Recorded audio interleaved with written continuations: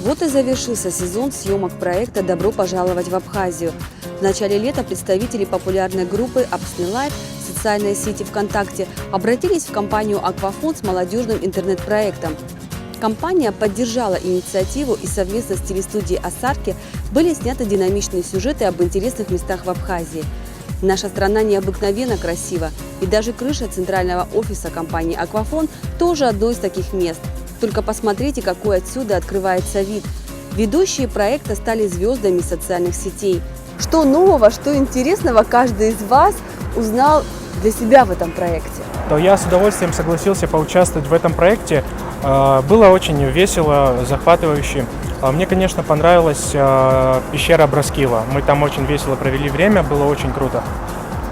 Также на Копийской крепости, да, мы взбирались сюда очень долго, и на самом деле у нас остались большие впечатления. Я считаю, что эти проекты очень важны, поскольку многие люди могут узнавать о Абхазии много нового. И мне, как студентке, было очень приятно поучаствовать в таком проекте. Ролики проекта «Добро пожаловать в Абхазию» очень популярны в интернете. Абхазия по-прежнему востребована на информационном поле, и этот интерес только растет. И все же инициатор, представитель группы «Апснелайф», даже не ожидал увидеть столько положительных отзывов в адрес проекта. Одна из наших целей реализована, слава богу, благодаря Аквафону и телестудии «Асарки», за что им огромное спасибо.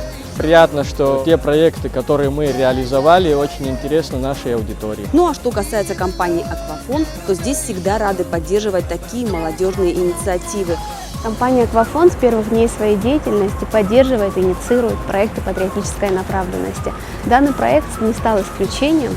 Автор интересной группы ВКонтакте Андрей Кархалава предложил нам сотрудничество. Целью этого проекта была популяризация Абхазии за ее пределами.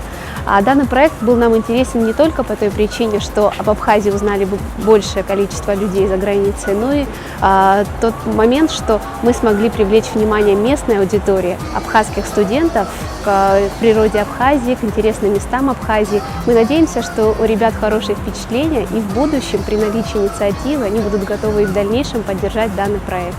Все готовы продолжить. Положительных впечатлений, которые принес проект и участникам, и зрителям, хватит до следующего лета. И мы рады представить вам результаты нашей совместной работы в этом сезоне.